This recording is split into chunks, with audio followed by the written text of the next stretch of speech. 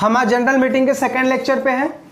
आज हम टॉपिक पढ़ेंगे 101 से लेके 121 तक। उससे पहले एक बात समझो, मैंने आपको लास्ट क्लास में एक बात बताई थी, सेक्शन नंबर 101 से लेके 107 एंड 109, सिर्फ इन सेक्शंस की बात कर रहा हूं, प्राइवेट कंपनी के ऊपर तब तक अप्लाई होगा जब तक इन सेक्शंस का आर्टिकल के साथ कोई कलेश ना हो। जिस दिन इन सेक्शन का आर्टिकल के साथ कलेश होने लगे, कलेश का मतलब क्या है, आर्टिकल में कुछ और लिखा हुआ है, सेक्शन में कुछ और लिखा हुआ है, तो उस टाइम हमें सुननी किसकी है, आर्टिकल की। दोबारा बोल रहा हूं, only for which company, private company. दोबारा बोल रहा हूं, प्राइवेट कंपनी के लिए 101 से लेके 107 एंड 109 प्राइवेट कंपनी के ऊपर तब तक अप्लाई होगा जब तक उन सेक्शन का आर्टिकल के साथ कोई प्रॉब्लम नहीं है। अगर इन सेक्शन का आर्टिकल के साथ कोई प्रॉब्लम हो गया तो बात किसकी सुननी है, आर्टिकल की, याद रहेगा। लेकिन यही सेम सेक्शन पब्लिक कंपनी के ऊपर एज इट इज अप्लाई होगा, यानी पब्लिक कंपनी के ऊपर सेक्शन प्रिवेल करेगा। सेक्शन की सुनेंगे, आर्टिकल की नहीं सुनेंगे। लेकिन प्राइवेट कंपनी के ऊपर किसकी सुननी है, आर्टिकल की। वो कब सुननी है, जब उसमें कोई झगड़े हो जाए। अगर झगड़े नहीं हो रहा तो हमें सुनने की जरूरत नहीं है। याद रहेगा, इतनी बातें समझ में आ गई। अब आप पूछोगे अमित सर ठीक है, ये रट्टा हो गया, लेकिन ये बताओ 101 से लेके 107 एंड 109 में लिखा क्या हुआ है। ठीक है, पहले समझते हैं। ये जो सेक्शंस है ना, ये डील करता है कि एक मीटिंग वैलिड कब माना जाएगा, एक मीटिंग वैलिड कब माना जाएगा। तो इसका हेडिंग जो है वो लिखा हुआ है वैलिडनेस ऑफ रिक्विजिट मीटिंग। किसी मीटिंग को करना है तो उसके लिए क्या क्या चीजें जरूरी हैं। तो देखो, अगर किसी मीटिंग को करना है, एक बात बताओ, मुझे क्लास रखना है तो जरूरी क्या है, आपको इंटीमेशन देना। ठीक है, ये भी तो जरूरी है। कौन सा सब्जेक्ट पढ़ाने वाला हूं, तो ही तो आप उस सब्जेक्ट की बुक लेके आओगे। तो क्लास रखने के लिए जरूरी क्या है, इंटीमेशन देना और आपसे उस सब्जेक्ट की मॉड्यूल मंगाना है, बुक्स मंगाना, ये जरूरी है। इसी तरीके से मान लो हम एक गेट टुगेदर कर रहे हैं, मीटिंग कर रहे हैं, तो आप लोगों को पहले मैं बताऊं कि भैया हम मीटिंग कर रहे हैं, फिर मीटिंग में क्या बताऊंगा, क्या चीज पे मीटिंग है उसका भी डिस्कशन होगा। फिर ये भी तो बताऊंगा मीटिंग कहां पे होगी, कितने बजे होगी, कब तक रहेगी, समझा। मीटिंग का हेड कौन होगा, कितने लोगों को मीटिंग में आना जरूरी है, इसी चीज को बोलते हैं रिक्विजिट ऑफ वैलिड मीटिंग। इसी तरीके से कंपनी मीटिंग रख रही है, किसकी, शेयर होल्डर्स की, तो कितने शेयर होल्डर आने चाहिए ताकि मैं मीटिंग कंडक्ट करूं। 5 लाख शेयर होल्डर आए, 5 करूंगा क्या, नहीं। समझ में आ रहा नहीं आ रहा। यही सब चीज हम सीखेंगे कि नोटिस कब तक जानी चाहिए, मीटिंग में क्या डिस्कशन होगा, मीटिंग का बॉस कौन होगा, मीटिंग के रिकॉर्ड्स कैसे मेंटेन करने, वही सारी चीजें बेटा 101 से लेके 121 में लिखा हुआ है। इसी को बोलते हैं वैलिडनेस ऑफ रिक्विजिट मीटिंग। ठीक है, तो देखिए आपके नोट्स में पेज नंबर 234 पे मैंने क्या लिखा हुआ है, requisite of a valid meeting. सबको मैंने नोट्स दिया था, सारे बच्चों को पीडीएफ शेयर कर रखा है जनरल मीटिंग का, लास्ट क्लास में निकालो, दिखा आपको सबको वैलिडनेस ऑफ रिक्विजिट मीटिंग। देखो पहला पॉइंट क्या लिखा हुआ है, it must be properly convened. इसका मतलब पता है, प्रोपरली कन्वीन्ड का मतलब क्या है, एक प्रॉपर अथॉरिटी मीटिंग को कॉल करेगा। लिख लो, प्रॉपर अथॉरिटी मीटिंग को कॉल करेगा। कौन कॉल करेगा, प्रॉपर अथॉरिटी। प्रॉपरली कन्वीन्ड का मतलब क्या है, प्रॉपर अथॉरिटी मीटिंग को कॉल करेगा। चलिए आपसे सवाल, सर प्रॉपर अथॉरिटी कौन होगा, लिख लो बोर्ड ऑफ डायरेक्टर। कौन होगा proper authority, board of director. ठीक है, चलिए सेकेंड पॉइंट देखो क्या लिखा हुआ है, the person entitled to attend it must have summon. इसका मतलब क्या है, नोटिस देना पड़ेगा। क्या देना पड़ेगा, नोटिस देना पड़ेगा। बिना नोटिस के मीटिंग आ पाएगी क्या, नहीं, तो आपको नोटिस देना पड़ेगा। नेक्स्ट क्या लिखा हुआ है, proper and adequate notice must be given to all entitle. पढ़ेंगे बेटा किस किस को नोटिस देना जरूरी है, आगे सेक्शन में हम पढ़ेंगे। अभी समझते हैं कि नोटिस देना कंपलसरी है। फिर क्या लिखा हुआ है, the proper must be on the chair. एक बात मुझे बताओ, मीटिंग जब होगी तो किसी न किसी को हेड बनाना पड़ेगा ना, उसको बोलते हैं चेयरमैन। क्या बोलते हैं, चेयरमैन। तो एक प्रॉपर पर्सन होना चाहिए, चेयरमैन होना चाहिए। आप अपने समझने के लिए ये बोलोगे, मीटिंग को रेगुलेट करने वाले बॉस को क्या बोलते हैं, चेयरमैन। समझ में आ रहा। Next, the rules as a quorum, quorum का मतलब होता है कितने लोगों को मीटिंग में आना कंपलसरी है, इतने लोग आएंगे तो ही मीटिंग कंडक्ट होगा, अदरवाइज नहीं। अब मान लो मैं मीटिंग नहीं जा रहा, तो क्या मैं अपने जगह पे किसी और को भेज दूं? इसको क्या बोलते हैं बताओ? आप लोग करते हो ऐसा? प्रॉक्सी। कॉलेज में लगाते हो ना प्रॉक्सी, तो बेटा प्रॉक्सी की बात हम करेंगे। समझ में आ गया? तो मीटिंग करने के लिए इतनी सारी चीजें क्या है बेटा, हमें जरूरी है, हम उन्हीं सब चीजों के ऊपर क्या कर रहे हैं, डिस्कस। ठीक है, अब नीचे बिल्कुल मत देखना, सारे सेक्शंस बेटा आपको टिप्स पे रट्टा हो जाएंगे। ठीक है, घर पे जाके बस एक बार रीड कर लेना। अभी सिर्फ पूरा कंसंट्रेशन कहां पे, बोर्ड पे, एक एक सेक्शन में याद करवा दूंगा, बस घर पे जाके क्या करना है, ऐसे ही लिख लेना या फिर मेरे लेक्चर्स को सुन के इसको रिपीट कर लेना। ठीक है, सबसे पहला सेक्शन पढ़ रहे बेटा 101 हम पढ़ेंगे एंड 102 पढ़ेंगे। इन दोनों सेक्शन को हम एक साथ पढ़ेंगे। इन दोनों सेक्शन में दो बात लिखी हुई है। क्या? मीटिंग की नोटिस कब भेजनी है, ठीक है, किसको भेजनी है, और मीटिंग में डिस्कशन क्या करेंगे। बताओ क्या पढ़ रहे हैं हम? बोलो बोलो साथ साथ, तब याद होगा। सेक्शन 101 एंड 102, दो सेक्शन हम एक साथ पढ़ रहे हैं। इसमें क्या सीखने वाले हैं? नोटिस किसको भेजनी है, कब भेजनी है, और मीटिंग में क्या डिस्कशन होगा। ठीक है, तो सबसे पहले हम बात कर रहे हैं length of notice. Length of notice, चलो कोई बच्चा मुझे बताओ what is the meaning of length of notice? Notice कितना बड़ा होना चाहिए, यही उम्मीद थी बेटा।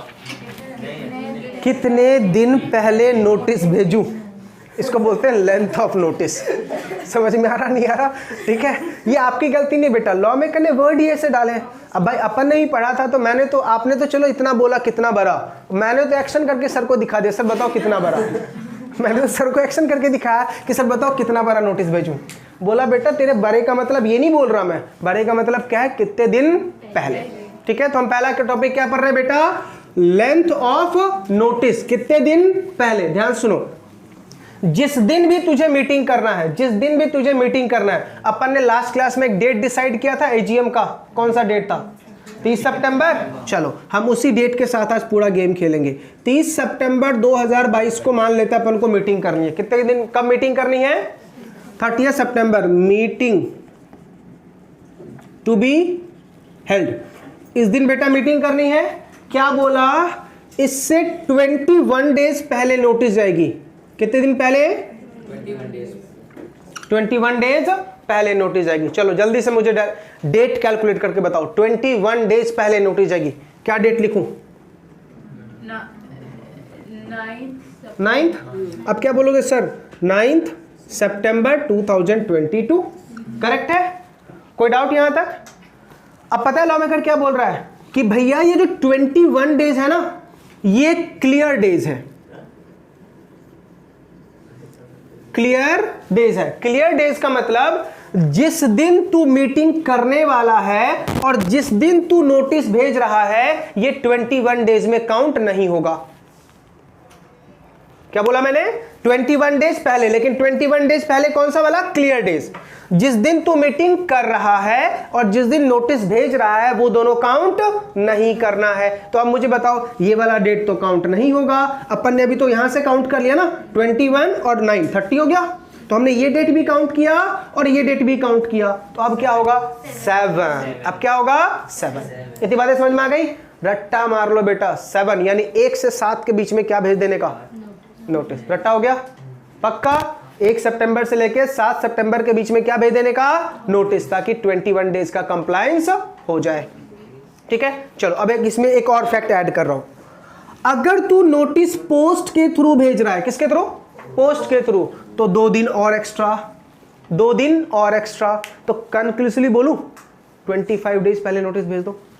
देखो 21 डेज तो लॉ ने बोला, और क्या बोला? 21 क्लियर है, या ये वाला दिन और ये वाला दिन काउंट नहीं करना है, तो मतलब 2 दिन और पोस्ट के थ्रू भेजूंगा तो और 2 दिन, हो गए 25। हो गया 25। एग्जाम में क्या लिख के आएंगे? सर 25 दिन पहले नोटिस भेज दूं। एग्जाम में क्या लिखूंगा? Notice must be sent at least 21 days before the holding the meeting. However 2 notes लिख के आओ। The day on which notice is to be sent and the day on which meeting is to be held shall not be counted in 21 days. Second note, and if the notice is send through post then 2 days extra. नीचे corrects conclusion, notice must be send at least 25 days before. बताओ law maker को तुमने कहीं भी examiner को marks काटने के लिए गुंजाइश छोड़ी क्या? सारी बातें बताई ना उसको कि सर मैंने 21 क्यों लिखा, 2 days क्यों लिखा और बाकी के 2 दिन मैंने क्यों लिखे और आपको मैंने 25 दिन क्यों लिख के बताया। क्या वो मार्क्स काटेगा? नहीं। चलिए तो ये समझ में आ गया। चलो जल्दी से बोलो फटाफट, सबकी आवाज आनी चाहिए। नोटिस कितने दिन पहले भेजूं? 21 days। 21 days कौन सा वाला, क्लियर या इंक्लूसिव? Clear days. बताओ कौन से 2 दिन तू काउंट नहीं करेगा? जिस दिन भेज रहा हूं और जिस दिन मीटिंग होगी, काउंट नहीं करना। और साथ में कितने दिन ऐड करने हैं? 2 दिन। कब? जब नोटिस टू पोस्ट के थ्रू भेज रहा है। इतनी बातें याद हो गई? पक्का? चलिए सर क्या शेयर होल्डर को हम नोटिस 10 days पहले यानी 21 days से कम डेज पे भेज सकते हैं क्या? नहीं। क्यों? मेरा मन कर रहा भाई।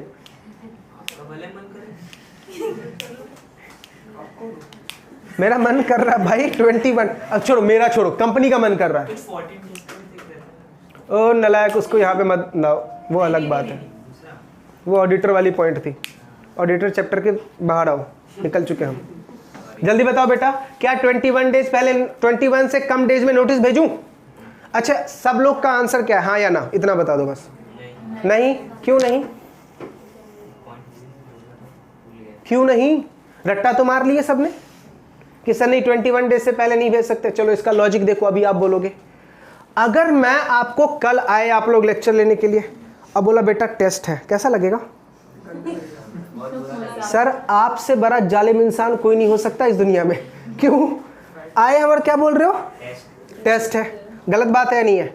लेकिन आपको अगर मैं पहले से बता दूं बेटा टेस्ट है 2 महीने बाद, आएंगे ना? क्यों? पहले से ऑलरेडी पता है कि भाई टेस्ट होगा। इसका मतलब क्या? एक बात मुझे बताओ, अब मैंने कल अचानक बोल दिया टेस्ट है, या कल अचानक बोल रहा हूं कि 6 बजे तक लेक्चर रखूंगा, ठीक है? सौरभ क्या बोल रहा है? सर मुझे तो डेट पे जाना है। क्यों बैठूं मैं 6 बजे तक आपके लिए? वो बातें समझ में आ रही नहीं आ रही? प्लानिंग हो सकता है उसका या नहीं? ऐसे ही बेटा मेंबर क्या बोलेंगे, भाई लॉ में कितने दिन पहले बोल रखा है, और तू अगर मुझे 10 दिन पहले बताएगा, मेरी प्लानिंग का क्या?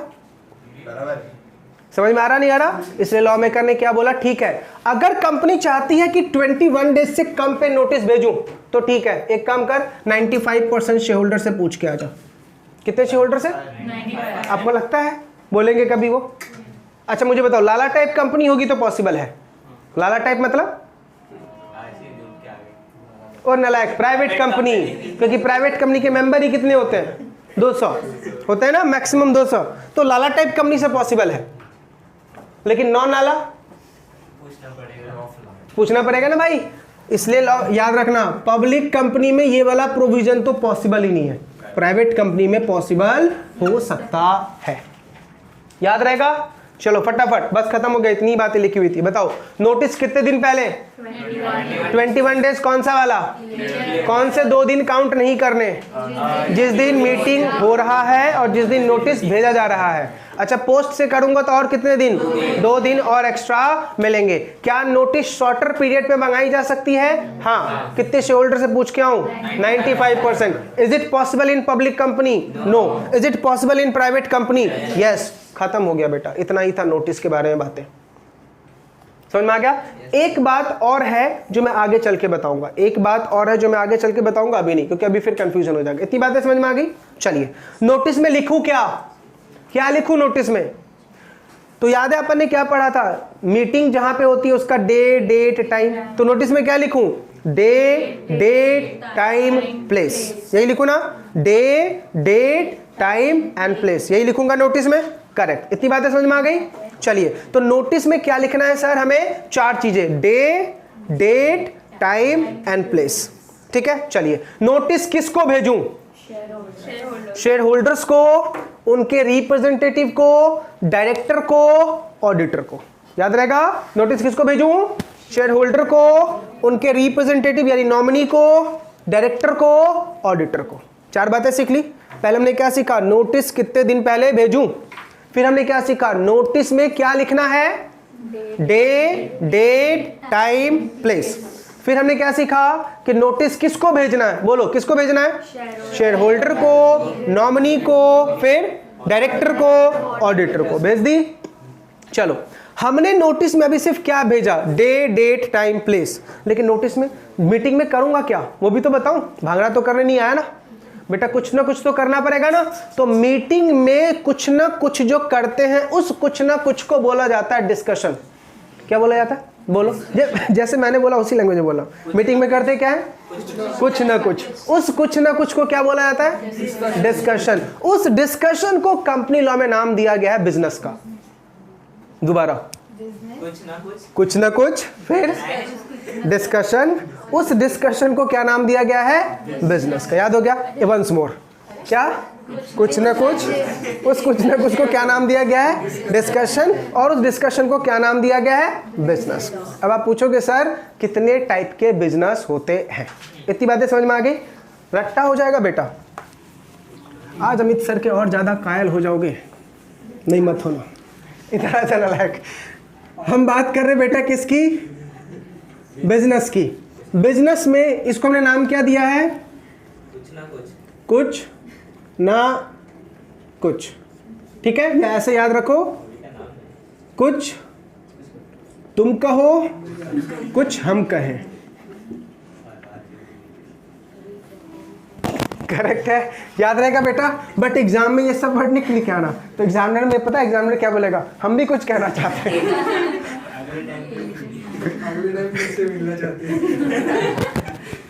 आ जाओ, तो पहले बात करते हैं बेटा बिजनेस। एक होता है ऑर्डिनरी,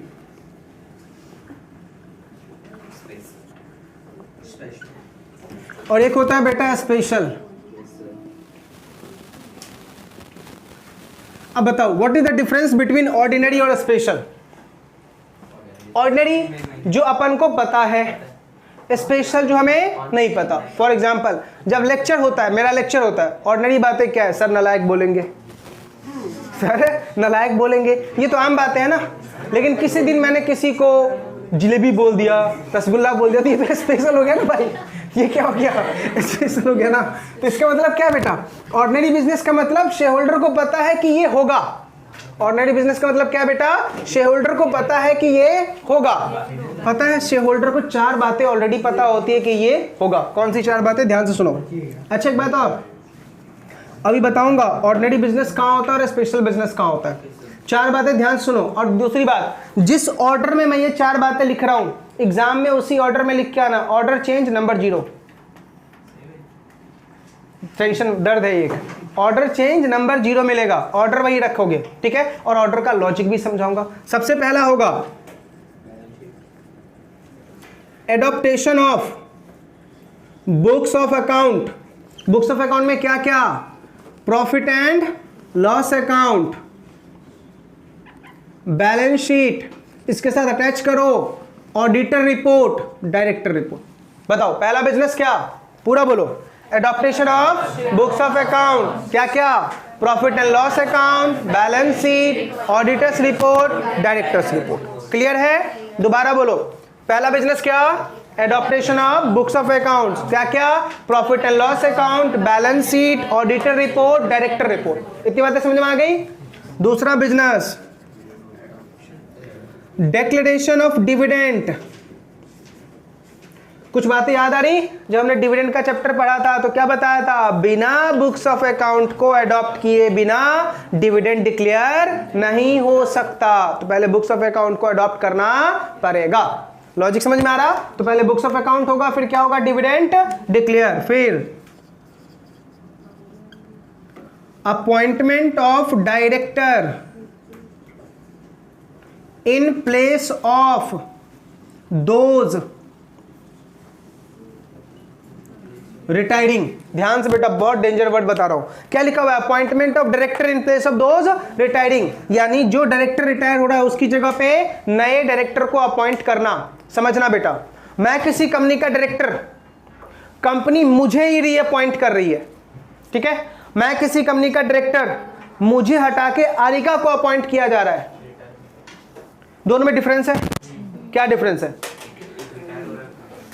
हाँ वो मुझे पता है, एक रिटायर हो रहा है एक अपॉइंट हो रहा है, वो मुझे पता है। दोनों में डिफरेंस क्या है, भाई रिटायरिंग को ही रीअपॉइंट किया जा रहा है और एक पे रिटायरिंग की जगह पे नया को लाया जा रहा है। एक बात मुझे बताओ, मैं कंपनी का डायरेक्टर, मैं जा रहा हूं और मैं ही आ रहा हूं, तो शेयर होल्डर को कोई नई बात लगी क्या?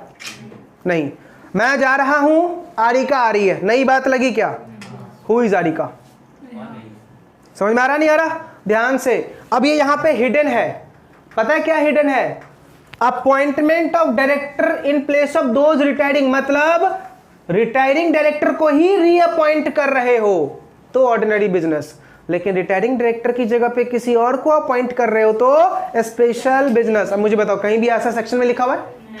ये अपन को लॉजिकली लगाना पड़ा। दोबारा, रिटायरिंग डायरेक्टर को रीअपॉइंट कर रहे हैं तो कौन सा?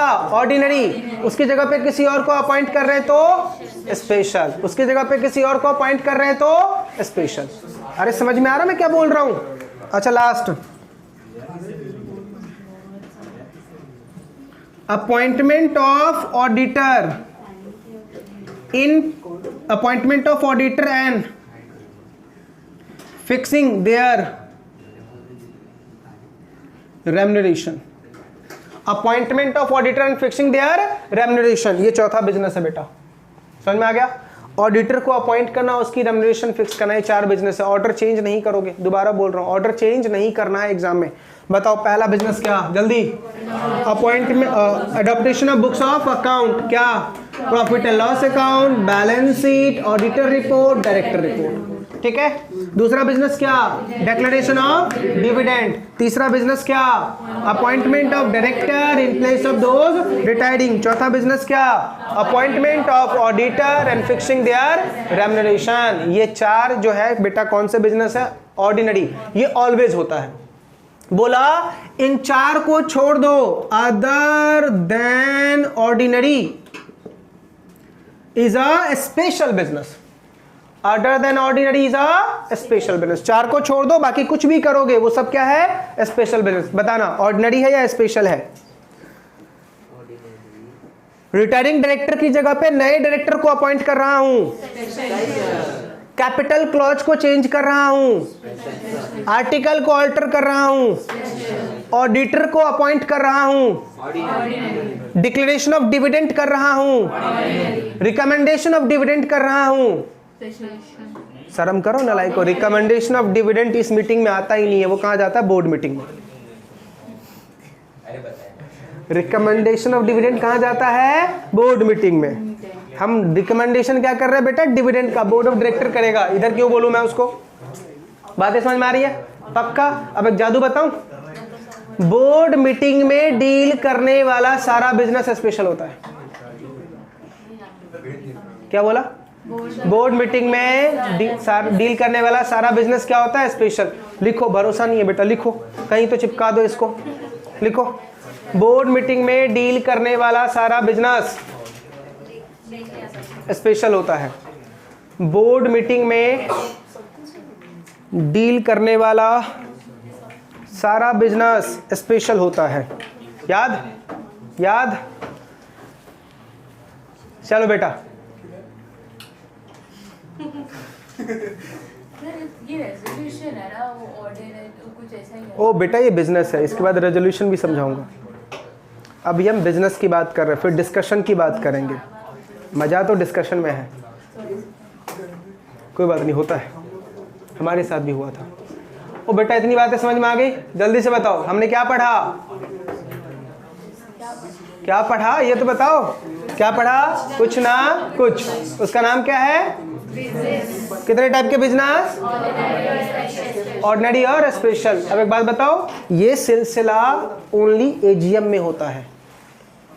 ये वाला सिलसिला ओनली कहां होता है? एजीएम में। अगर ईजीएम होगा तो सारा बिजनेस ही स्पेशल होगा।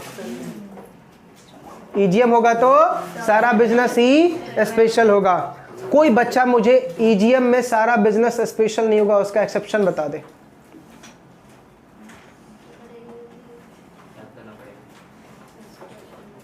ईजीएम में मैंने क्या बोला? सारा बिजनेस स्पेशल होगा, लेकिन बेटा एक बिजनेस है जो ऑर्डिनरी हो जाता है।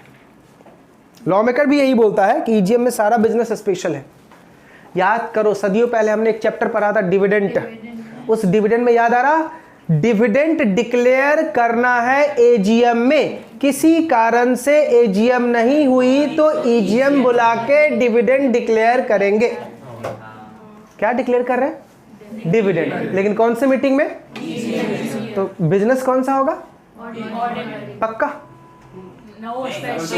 स्पेशल होगा। क्यों? क्योंकि ईजीएम के लिए नोटिस भेजनी पड़ेगी, भैया आजा। समझ में आ रहा नहीं आ रहा? पक्का? कोई डाउट? ध्यान से, एग्जाम में आपके इतनी दुखती नस पे हाथ रखेगा ना एग्जामिनर, जो आप कंफ्यूज हो जाओगे। समझ में आ रहा नहीं आ रहा? अब बच्चे को मैंने रटवा दिया, ये 4 बिजनेस क्या है? ऑर्डिनरी। डिक्लेयर नहीं हो रहा है एजीएम में डिविडेंड, क्या बुला लिया ईजीएम? बच्चा ने रट्टा मार रखा था। 4 बिजनेस क्या है? ऑर्डिनरी। क्या लिख के आएगा? ईजीएम में डिक्लेयर करने वाला डिविडेंड भी क्या होता है? Ordinary business. काहे का ऑर्डिनरी भाई? उसके लिए स्पेशल नोटिस गई थी। बातें समझ में आ रही है? कोई एक्सेप्शन नहीं। याद रहेगा? पक्का? समझ में आ रहा? कभी भी बेटा कोई भी चीज कंसेप्ट ना समझे ना, पहले उसको निगेटिव समझो फिर उसका पॉजिटिव समझो, तो कंसेप्ट याद रहेगा। याद रहेगा? पक्का? चलो जल्दी बताओ, लास्ट टाइम क्या हम पढ़ रहे हैं? बिजनेस कितने? कौन से? बताओ जल्दी से ऑर्डर में। पहला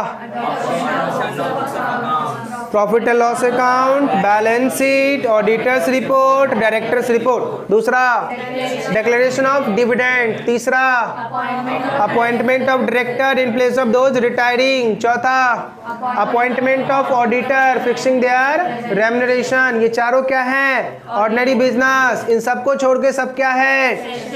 ईजीएम में डील किया जाने वाला सारा बिजनेस क्या कहलाएगा? स्पेशल, चाहे वो डिविडेंड ही क्यों ना हो। समझ में आ रही है? पक्का? तो चलिए, हमने अभी तक क्या पढ़ा? नोटिस कितने टाइम पहले भेजनी है। ठीक है, नोटिस में लिखना क्या है? डे, डेट, टाइम, और साथ में पता है इसको क्या बोलते हैं? Agenda item. क्या बोलते हैं? एजेंडा। नोटिस का एजेंडा भेजना पड़ेगा। तो एजेंडा कितने बिजनेस होते हैं? 2, ऑर्डिनरी और स्पेशल। लेकिन ये एजेंडा ओनली कौन सी मीटिंग के लिए है? एजीएम के लिए। ईजीएम का सारा एजेंडा क्या होता है? स्पेशल। याद रहेगा? पक्का? नोटिस किसको भेजनी है? जल्दी, 4 लोगों के नाम। Shareholder, nominee, director, auditor. इन सबको क्या भेजनी है बेटा? नोटिस भेजनी है। क्लियर है? अब एक बात बताओ, ये ऑर्डिनरी बिजनेस है ना, शेयर होल्डर को सारी बातें पता होंगी ना? क्या इसके लिए शेयर होल्डर को अलग से कुछ एक्सप्लेन करूं? नहीं। लेकिन स्पेशल बिजनेस शेयर होल्डर को पता है क्या? नहीं। तो इसके लिए क्या भेजना पड़ेगा? एक्सप्लेन करना पड़ेगा। पता उसको क्या बोलते हैं? जब तुम्हारे एजेंडा आइटम में कोई स्पेशल बिजनेस हो तो उसके लिए एक्सप्लेटरी स्टेटमेंट क्या भेजोगे? एक्सप्लेटरी स्टेटमेंट। क्या भेजोगे? एक्सप्लेटरी स्टेटमेंट भेजना होगा। क्यों? उसको बता तो भाई क्या है ये, ताकि वो घर से पढ़ के आए, सोच के आए, समझ के आए, और फिर क्या दे? अपना डिसीजन। समझा? अब ध्यान से, शेयर होल्डर के डिसीजन को बोलते हैं रेजोल्यूशन। क्या बोलते हैं? शेयर होल्डर के डिसीजन को क्या बोलते हैं बेटा? रेजोल्यूशन। ध्यान से, जनरल मीटिंग में, पूरी जनरल मीटिंग की बात कर रहा हूं, चाहे वो एजीएम हो या ईजीएम हो, जनरल मीटिंग में 2 टाइप के रेजोल्यूशन होते हैं बेटा। एक होता है एसआर और एक होता है ओआर। क्या होता है बेटा? SR and OR. एसआर का मतलब स्पेशल रेजोल्यूशन, ओआर का मतलब ऑर्डिनरी रेजोल्यूशन। दोबारा बोलो, एसआर का मतलब स्पेशल रेजोल्यूशन, ओआर का मतलब ordinary resolution. Once more, SR का मतलब स्पेशल रेजोल्यूशन, ओआर का मतलब ऑर्डिनरी रेजोल्यूशन। कितने लोगों का हाँ होना चाहिए ओआर में? 50% से ज्यादा, और एसआर में 75% से ज्यादा। 75% से ज्यादा।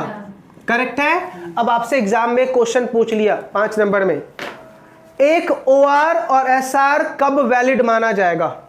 क्या लिखेंगे? एक ओआर और एसआर कब वैलिड माना जाएगा? जल्दी बताइए। अरे कुछ भी बोलिए, बाकी करेक्शन मैं करूं। सर जब 50% से ज्यादा हो जाएगा, 75% से ज्यादा हो जाएगा, तो एक ओआर और एसआर क्या माना जाएगा? वैलिड माना जाएगा। एग्जामिनर काटा लगा के सीधा 0 देगा। चलो समझते हैं। एक ओआर और एसआर कब वैलिड होगा? बात लिखी गई है सेक्शन 114 में। सुनना, बहुत ही शिद्दत से सुनना। सर एक OR और SR कब वैलिड होगा? SR तब वैलिड होगा जब 3 कंडीशन सेटिस्फाइड हो गए, और OR तब वैलिड होगा जब 2 कंडीशन सेटिस्फाइड होंगे। लिखा हुआ है नोट्स में, सुनने पे ध्यान दो, सारी बातें मैंने लिखी है। सेक्शन 114 में क्या लिखा हुआ है? एक OR तब वैलिड होगा जब 2 कंडीशन, और एक SR तब वैलिड होगा जब 3 कंडीशन। SR की पहली कंडीशन प्रॉपर नोटिस होना चाहिए। क्या होना चाहिए? प्रॉपर नोटिस, मतलब 101 के अकॉर्डिंग नोटिस जानी चाहिए, ठीक है। दूसरा, vote cast in favour, vote cast in favour 3/4 होना चाहिए। वोट कास्ट इन फेवर 3/4, यानी ऐसे लिखो ना, 75% से ज्यादा होनी चाहिए। Vote cast in favour, favour का मतलब जो लोग हाँ में है। समझ में आ रहा नहीं आ रहा? क्लियर है? और इसके लिए एक्सप्लेटरी स्टेटमेंट जाना चाहिए। क्या जाना चाहिए? एक्सप्लेटरी स्टेटमेंट जाना चाहिए, और उसमें लिखा होना चाहिए कि ये जो रेजोल्यूशन है वो SR के थ्रू होगा। समझ में आया? तो ही SR क्या होगा बेटा? वैलिड होगा। अब एक OR कब वैलिड होगा?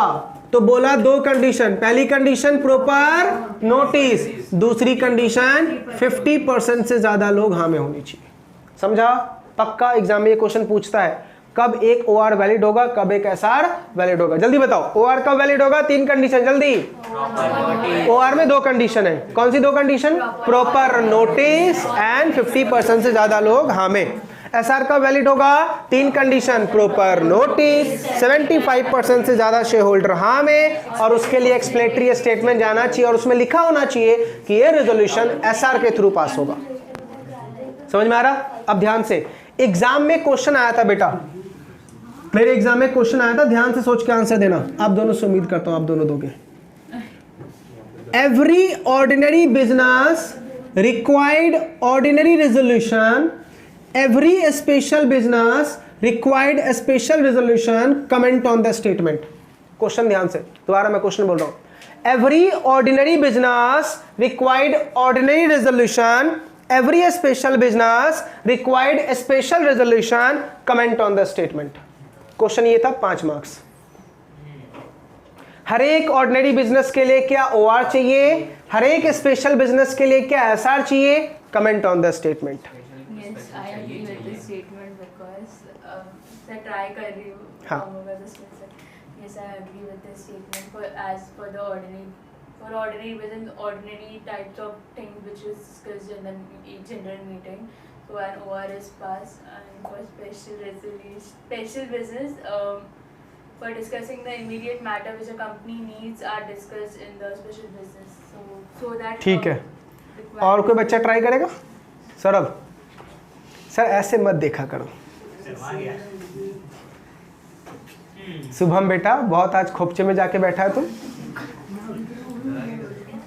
जल्दी बताओ आंसर। शिवानी ने देखो चेहरा छुपा रखा है। शिवानी जल्दी बताओ आंसर क्या होगा।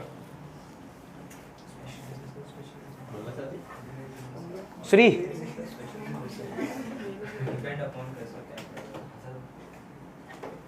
चलो मैं बताता हूँ, ध्यान सुनना।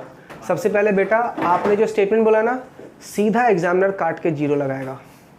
सर मैं तो बोल रहा था यही चीज़ों की वजह से मैंने मार्क्स गवाए। सीधा 0। याद रखना बेटा, जब भी कोई स्टेटमेंट कमेंट वाला तुझे पूछे, कभी भी ये गलती तो बिल्कुल मत करना, yes I agree with the statement, no I not agree with the statement. बेटा अगर तूने पहला लाइन लिखा है yes I agree with the statement, लेकिन उसका आंसर नो है, तो एग्जामिनर आगे क्यों पढ़ेगा? बेरा गड़क, तूने कितना भी अच्छा क्यों नहीं लिखा। अब अगर तुमने स्टेटमेंट लिखा है no I am not agree with the statement, examiner बोला यस आई एम एग्री, वो क्या बोला यस यू आर डिसएग्री। समझ में आ रहा नहीं आ रहा? ध्यान से सबसे पहले लॉ समझो। लॉ मेकर क्या बोलता है? All ordinary business required always ordinary resolution. This statement is absolutely right, क्योंकि लॉ में क्या लिखा हुआ है? All ordinary business required ordinary resolution. Logic क्या है? सिंपल सी बात है भाई, ऑर्डिनरी बिजनेस है ना, इसके लिए 50% से मेंबर से पूछ लो, मुझे बताओ बुक्स ऑफ अकाउंट्स अडॉप्ट करूं या ना करूं। ठीक है, अब मुझे बताओ मीटिंग में तो कुछ चंपक टाइप भी शेयर होल्डर रहेंगे। अब उन चंपक टाइप की मैं सुनने लगा तो क्या दिक्कत नहीं है भाई? अब वो बोल रहे नहीं अपन को नहीं पता, कुछ भी कर लो, इसलिए क्या बोला भाई, ये सब चीजें किसका काम है, बोर्ड ऑफ डायरेक्टर का, तो हमें ज्यादा लोगों से पूछने की जरूरत नहीं है, ऑर्डिनरी काम है, ठीक है।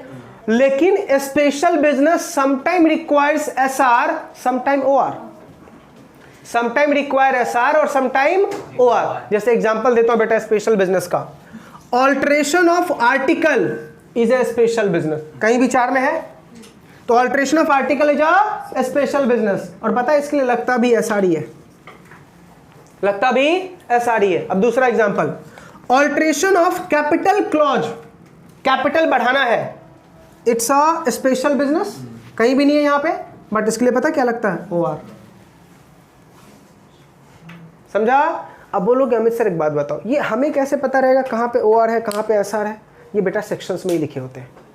अब बोलोगे अमित सर इसका हम एक लिस्ट बना ले, पूरा जिंदगी बीत जाएगी लेकिन याद नहीं होगा, तो सर याद कैसे रखें? सेक्शन के टाइम ही हमें पढ़ने टाइम में याद रखना होता है कि 199 सेक्शन में लिखा हुआ है एसआर, 118 में लिखा हुआ है ओआर। समझा? और बोलोगे सर इतना दिमाग नहीं लगाना, तो एक करक्स, किसी भी मैटर से अगर ज्यादा शेयर होल्डर का राइट इफेक्ट हो रहा है और वो मैटर ऐसा है जो शेयर होल्डर के पूछे बिना नहीं हो सकता, तो एसआर। और अगर जहां पे डायरेक्टर्स भी डिसीजन ले सकता है तो ओआर। अब मुझे बता भाई, कैपिटल बढ़ाना है, शेयर होल्डर से पूछू क्या, तो क्या लगेगा, ओआर। लेकिन कैपिटल कम करना है तो एसआर, शेयर होल्डर से पूछना पड़ेगा। याद रहेगा करक्स, क्या बोला करक्स मैंने?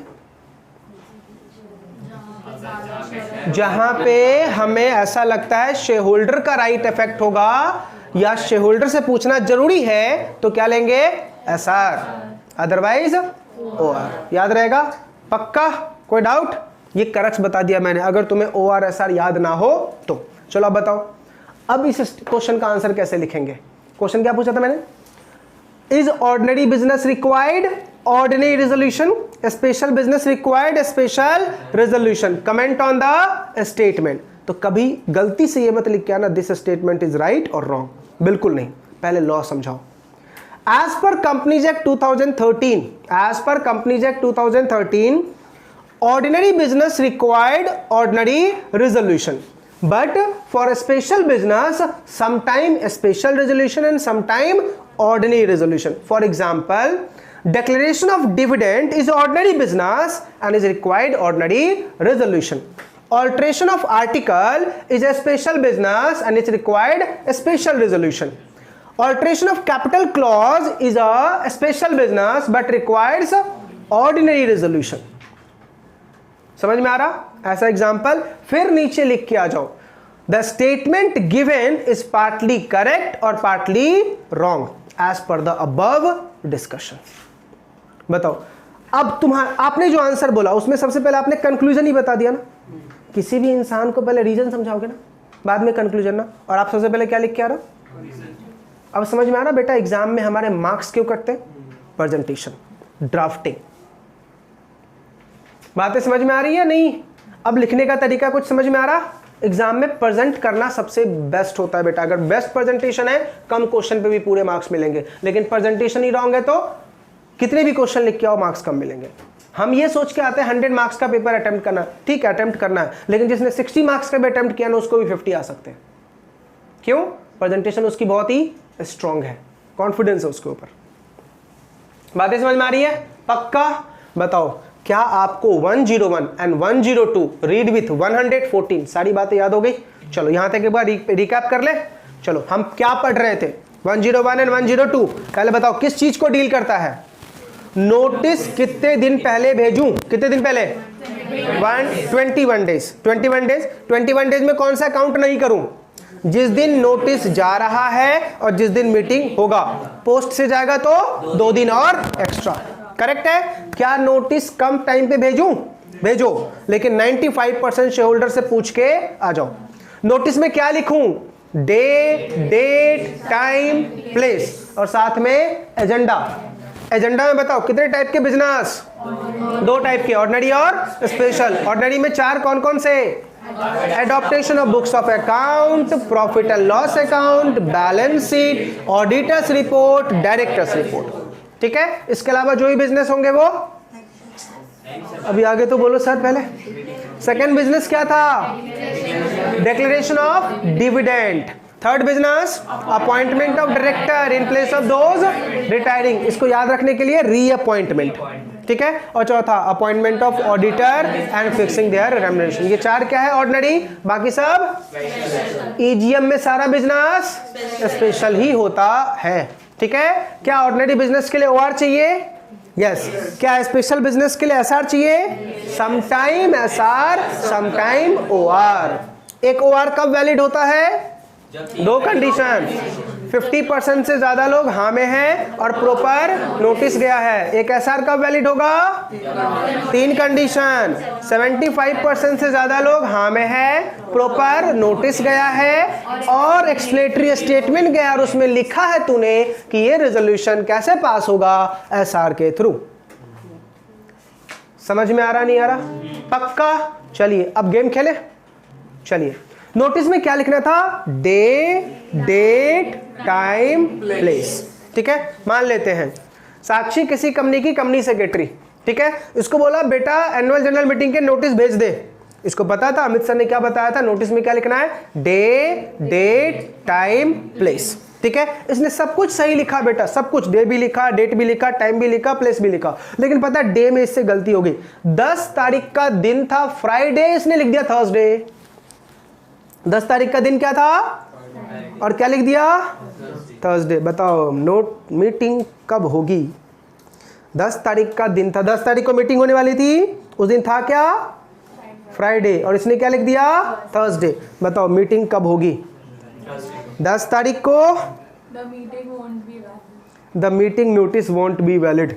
करेक्ट। और बताइए, और सारे बच्चे अपने अपने कमेंट पास कीजिए। The meeting would be further carried forward to the next week to the same day. ओ बेटा, ऐसा रूल तब लगता है जब मीटिंग को कोरम की वजह से अजान किया गया है। सारे मार्क्स stupidity में गए बेचारे। जल्दी, अरे कुछ तो बोलो। अच्छा चलो, आज कौन सा दिन है? संडे। डेट कौन सा है? 27। देखो, जब मैंने तुम्हें पूछा आज कौन सा दिन है, रिप्लाई फटाक से आया। लेकिन जैसे ही पूछा डेट, सोचा और फिर बोला। इट मीन्स इंडियन डेमोक्रेसी में, इंडियन फिलॉसफी में लोगों को डे ज्यादा याद रहता है रेदर देन डेट। समझ में आ रहा नहीं आ रहा? It's not my interpretation, it's interpretation of Ramaiah ji. बताया था ना, कंपनी लॉ की एक बुक है रमैया, ठीक है। रमैया जी का कहना है कि अगर तुमने नोटिस में ये चीज की गलती कर दी, किसका? डे और डेट का सिंक्रोनाइजेशन गलत हो गया, तो meeting will be day specific. Meeting कब होगी? क्या लिखा था तुमने? थर्सडे, उसी दिन होगी, डेट स्पेसिफिक नहीं होगी। क्यों? क्योंकि इंडियन कल्चर में लोगों को क्या याद रखता है? डेट। अभी तुम्हारा एग्जाम का डेट शीट आएगा ना, तुम डेट नहीं याद रखोगे, क्या याद रखोगे? अच्छा, पहला पेपर ज्यूरी, दूसरा पेपर कंपनी लॉ, तीसरा ये, और फिर उसका दिन याद रखोगे। मंडे को ज्यूरी है, ट्यूसडे को कंपनी लॉ है, थर्सडे को ये है, और संडे बीच में ब्रेक है। ऐसे याद रखोगे या डेट याद रखोगे? 100% है बेटा, क्या याद रखोगे? डे। डेट बहुत रेयर चांस अपन को याद रहता है, बट ये बेटा लॉजिकल कॉन्सिक्वेंसेज है। समझ में आ रहा नहीं आ रहा? पक्का? मैं तो बोलता हूँ एग्जाम में क्वेश्चन पूछे ऐसे। समझ में आ रहा नहीं आ रहा? ताकि बच्चे को क्या हो, इंटरप्रिटेशन वो सीखे। समझा नहीं समझा? याद रहेगा? पक्का? अब बोलोगे हाँ सर पास हो गए हो ना इसलिए मजे ले रहे हो। याद करो, आपके भी मजे लिए होंगे किसी और ने। वो इतनी बातें समझ में आ रही है? पक्का? इसी के साथ हमारा बेटा छोटा सा सेक्शन खत्म। सेक्शन नंबर 101 एंड 102 चिंदी से टॉपिक जो हमारा चल रहा था खत्म। याद हो गया 101 102? दो ही सेक्शन खत्म। हाँ, अभी 2 सेक्शन हुए बेटा, टॉपिक ही नहीं खत्म हुए, अभी 2 सेक्शन खत्म हुए हैं। चलिए, यहां तक याद हो गया ना सबको? हाँ सर, क्लास में तो ठीक ही रहता है।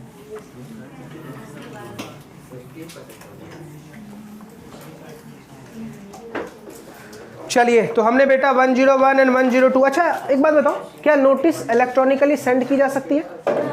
कैसे? ईमेल या व्हाट्सएप करूं?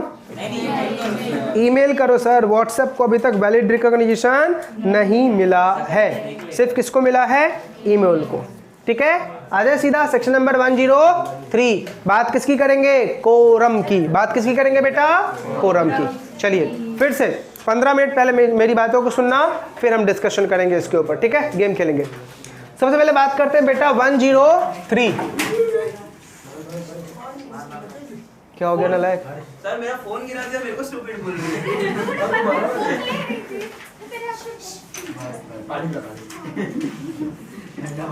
इससे ज्यादा इम्पोर्टेंट ये। तुम लोगों को अगर छोड़ दिया था ना, महाभारत करोगे यहाँ पे। एक तो युद्ध चल रहा है, दूसरा युद्ध आएगा न्यूज में, विजडम में युद्ध हुआ।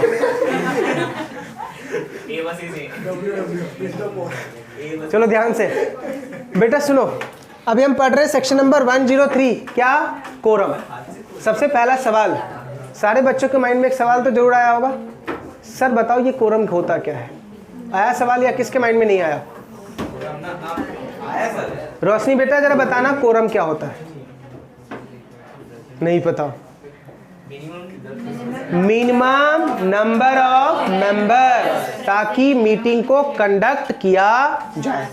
ठीक है, चलो अब मेरे वर्डिंग्स को ज्यादा फोकस करना। ठीक है, प्रोवाइजो प्रोवाइजो बहुत खेलूंगा। ठीक है, देखो क्या लिखा हुआ है। जब तक, क्या बोल रहा हूं ध्यान सुनना, जब तक, अभी जो कोरम बता रहा हूं पब्लिक कंपनी का पहले बता रहा हूं, जब तक आर्टिकल में हायर नंबर ना लिखा हो तब तक कोरम उतना होगा जो मैं बोर्ड पे लिखूंगा। क्या बोला मैंने? जब तक आर्टिकल में हायर नंबर ना लिखा हो तब तक कोरम उतना होगा जितना मैं लिखने वाला हूं। ठीक है, कौन सी कंपनी के लिए? पब्लिक कंपनी के लिए, प्राइवेट का बाद में। ठीक है, पहले बात करते हैं पब्लिक कंपनी में कोरम कितना होगा। पहले बोलो, मैंने बोला क्या?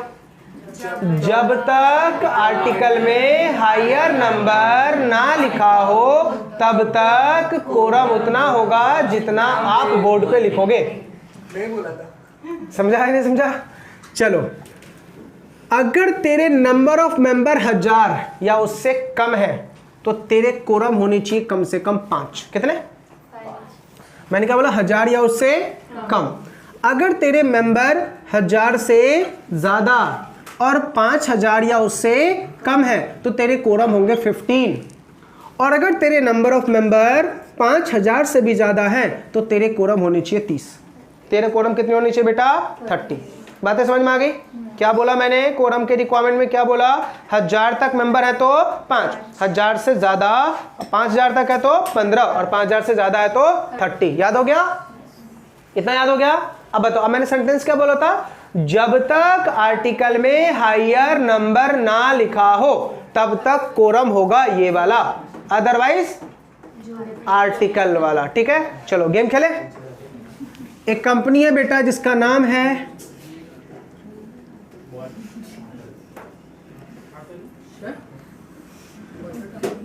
बाटा लिमिटेड। हाँ, इसके टोटल नंबर ऑफ मेंबर 900। इसके आर्टिकल में लिखा हुआ है कि मेरे कोरम होंगे 30। आर्टिकल में क्या लिखा? मेरे कोरम कितने होंगे? 30। लॉ कितना बोलता है बेटा? एक्ट में कितना लिखा हुआ है? 5। बताओ कोरम कितने होंगे? 30 पक्का? 5 और 30 विच एवर इज हायर। 5 और 30 विच एवर इज हायर। अब पता है इक्वेशन क्या पढ़ ले? अब ये समझा दिया। अब इक्वेशन ऐसा मारो कि सर पब्लिक कंपनी का कोरम कितना होगा? एक्ट और article of association whichever is higher. आ रही बात है समझ में? कौन सी कंपनी का कोरम है ये? पब्लिक कंपनी का एक्ट और article of association whichever is higher. जल्दी बोलो, कौन सी कंपनी का बोल रहा हूं मैं? पब्लिक कंपनी का एक्ट और article whichever is higher. ठीक है, और अगर प्राइवेट कंपनी होगा तो कम से कम 2। प्राइवेट कंपनी होगा तो कम से कम कितना बेटा? 2। याद हो गया? प्राइवेट कंपनी के कोरम कितने कम से कम? 2। पब्लिक कंपनी का एक्ट और article whichever is higher. बताओ, 1000 से कम मेंबर है तो 1000 से ज्यादा, 5000 तक तो 15, 5000 से ज्यादा है तो 30। मेरे मेंबर 9000, मेरे मेंबर 9000। मैंने अपने आर्टिकल में लिखा है कि मेरे कोरम होंगे 5 हायर। 30। आ रही है बातें समझ में? पक्का? चलिए अब सवाल ये उठा कि सर ठीक है सर, कोरम हमने रख लिया, अब ये बताओ कोरम को कब तक प्रेजेंट होना है। बोला जो भी मीटिंग में कोरम का अपॉइंटेड टाइम होगा, जो भी मीटिंग में कोरम का अपॉइंटेड टाइम होगा उसके 30 मिनट्स में कोरम को प्रेजेंट होना है। अपॉइंटेड टाइम के बेटा 30 मिनट्स में कोरम को क्या होना है? प्रेजेंट होना है। एक बार मीटिंग शुरू होने टाइम में कोरम काउंट कर लिया गया, उसके बाद उठ के भी चला जाए कोई फर्क नहीं पड़ता, बस आ जाओ अपना चेहरा दिखा दो तुम चले जाओ, चलेगा हमें। डिसीजन लेने टाइम में अगर कोरम नहीं भी होगा तो चलेगा, डिसीजन लेने टाइम में अगर कोरम नहीं भी होगा तो चलेगा। समझ में आ रहा? बस मीटिंग में आना जरूरी है। करेक्ट है? इतनी बातें समझ में आ गई? चलिए अगर कोरम 30 मिनट्स में नहीं आया तो meeting will stand adjourn, meeting will stand adjourn in the next week at the same time, same place, same day. Next week at the same time, same place, same day. ठीक है, ध्यान से देखो मैं क्या बोल रहा हूं। अगर कोरम नहीं आया तो meeting will adjourn in the next time, next day, sorry next week, same time, same day, same place के लिए। ठीक है, अब सवाल ये उठा क्या नोटिस देना जरूरी है इसके लिए? बोला यस। अगर तुम मीटिंग को adjourn करते हो 3 दिन से ज्यादा के लिए, कितने दिन के लिए? 3 दिन से ज़्यादा। तो नोटिस भेजो। अब मैंने क्या बोला? Note meeting will adjourn in the next week, इसका मतलब 3 दिन से ज्यादा हो गया तो नोटिस भेजना पड़ेगा। समझ में आ रहा? पक्का? कोई डाउट? चलिए दोबारा बोलते हैं। हमने क्या बोला? कोरम कब तक आ जाना चाहिए? अपॉइंटेड टाइम के 30 मिनट्स में। अगर नहीं आया तो meeting will stand adjourn in the next week at the same time, same place. ठीक है, adjourn मीटिंग में भी कोरम नहीं आया तो, अगर सिंगल मेंबर आया तो अगर सिंगल मेंबर भी आया तो भी मीटिंग होल्ड करना पड़ेगा। समझ में आ रहा नहीं आ रहा? adjourn मीटिंग में भी अगर कोरम नहीं आया तो सिंगल मेंबर भी होगा तो मीटिंग होल्ड करना पड़ेगा। समझ में आ रहा? पक्का? कोई डाउट यहां तक? चलिए अब ध्यान से, सर कोरम में किसको काउंट किया जाना चाहिए? तो बोला पर्सनली प्रेजेंट मेंबर को। किसको? पर्सनली प्रेजेंट मेंबर को। मैं कंपनी का मेंबर, मैं मीटिंग में गया तो मैं कोरम में काउंट हो सकता हूं, मुझे कोरम बनाया जा सकता है, लेकिन मैं नहीं जा रहा हूं, मैं अपने जगह पे जया को भेज रहा हूं, प्रॉक्सी है वो मेरी, वो कोरम में काउंट नहीं होगी क्योंकि वो पर्सनली प्रेजेंट नहीं है, पर्सनली प्रेजेंट मैं हूं। समझ में आ रहा है? मैं खुद जा रहा हूं तो कोरम में काउंट होगा, मैं अपनी जगह पे प्रॉक्सी को भेज रहा हूं तो प्रॉक्सी कोरम में काउंट नहीं होगा। ध्यान से, सेंट्रल गवर्नमेंट क्या किसी कंपनी का शेयर्स ले सकता है? यस।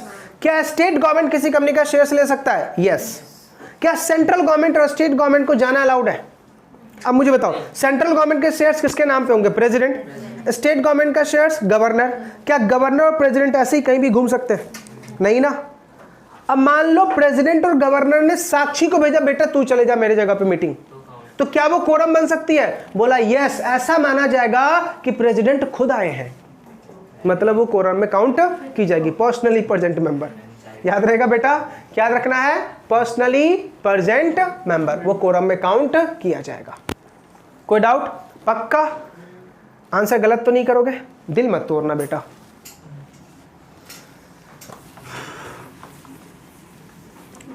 उम्मीद बहुत लगा रखी है बेटा आप लोगों से।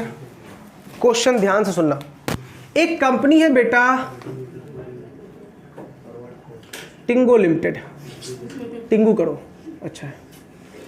टिंगू लिमिटेड क्या है बेटा? एक कंपनी है, ठीक है। टिंगू लिमिटेड में 7 शेयर होल्डर है बेटा, सॉरी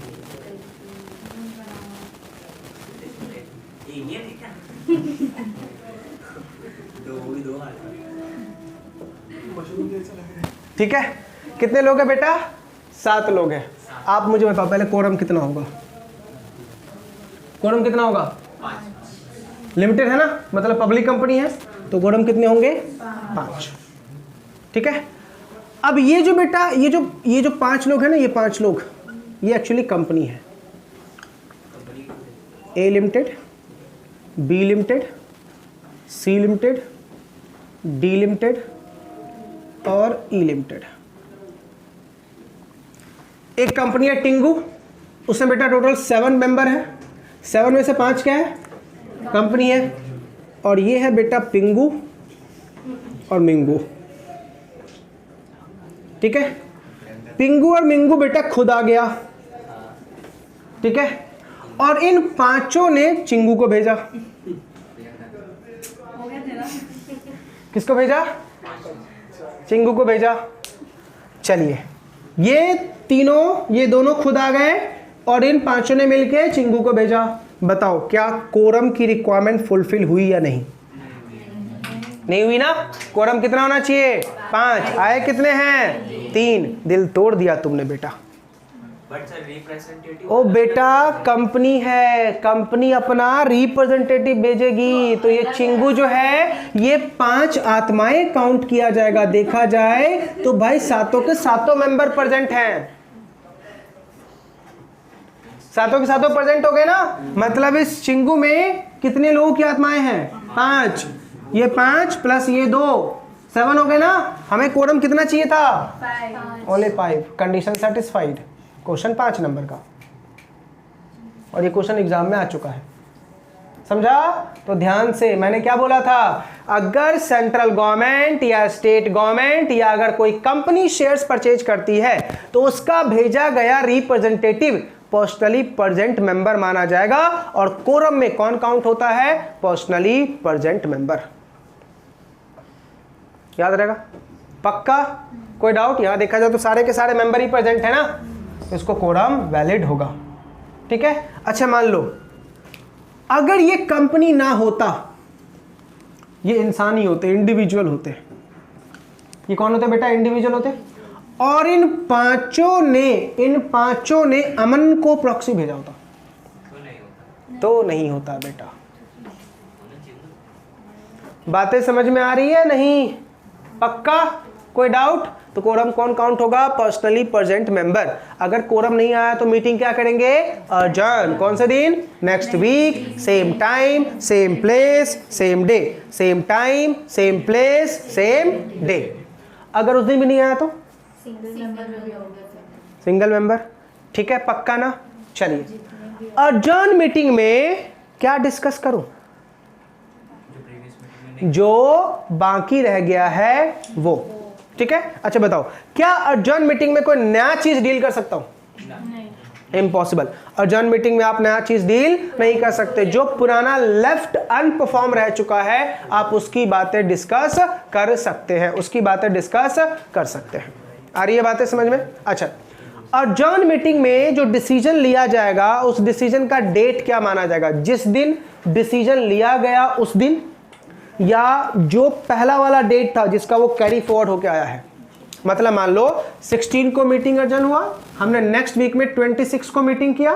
ठीक है, तो मैं ये बोल रहा हूं डेट ऑफ रेजोल्यूशन जिस दिन डिसीजन लिया गया वो 16 तारीख लिखा जाएगा या 26?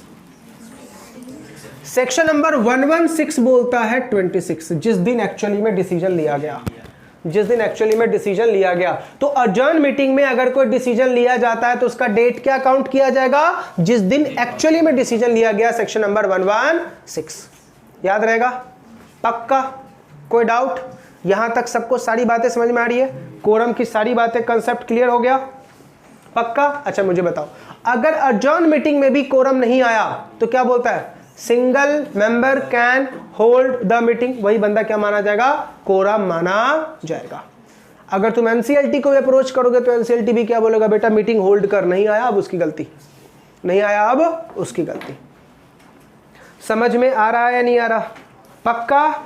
चलिए, अब बहुत ही इंपॉर्टेंट क्वेश्चन पूछ रहा हूं बेटा, बहुत ही ज्यादा इंपॉर्टेंट।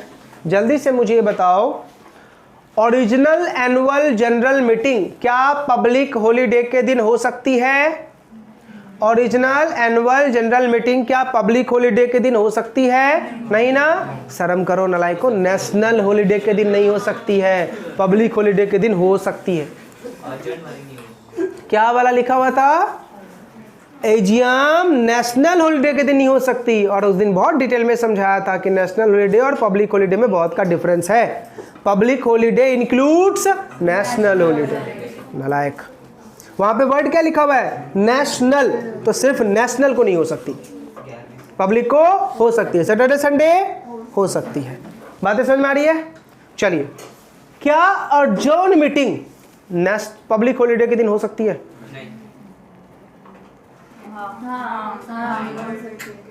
नहीं. ध्यान से याद रखना बेटा, original annual general meeting national holiday के दिन नहीं हो सकती, अर्जन वाली हो सकती है। अर्जन वाली हो सकती है मतलब नेशनल को भी हो सकती है, पब्लिक को भी हो सकती है, एनी अदर डे भी हो सकती है। नेशनल को भी हो सकती है, पब्लिक को भी हो सकती है और एनी अदर डे भी हो सकती है। ठीक है, ईजीएम की बात करता हूँ। क्या ईजीएम ओरिजिनल वाली नेशनल हॉलिडे के दिन हो सकती है? यस। क्या ईजीएम अर्जन वाली नेशनल हॉलिडे के दिन हो सकती है? यस। ईजीएम कभी भी हो जाए बेटा, क्यों? क्योंकि ईजीएम क्या होता है? हाँ, फुल फॉर्म पता है नलाई को? करेक्ट, नीड बेसिस बिजनेस होता है, इसी वजह से हम ईजीएम को कभी भी कर सकते हैं। समझ में आ रहा? पक्का? कोई डाउट? इसी के साथ हमारा बेटा सेक्शन नंबर 104 खत्म।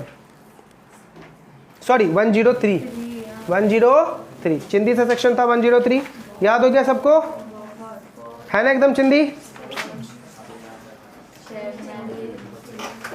आप बोलोगे अमित सर पहले ये बताओ, ये आपने चिंदी कहाँ से सीखा?